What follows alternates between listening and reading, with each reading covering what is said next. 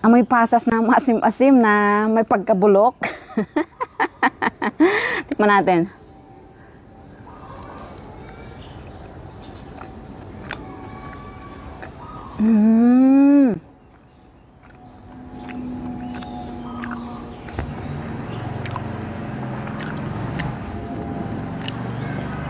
Amazing! Ang sarap. Tignan niyo po, oh, yung cream niya sa loob.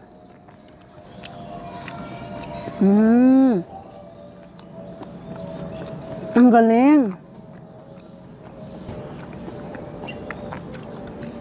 Para siyang niluto na minatamis, na may pagka chiko, na pasas, yung amoy niya at lasa.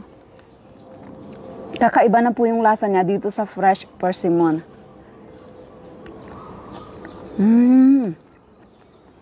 Masarap! Masarap!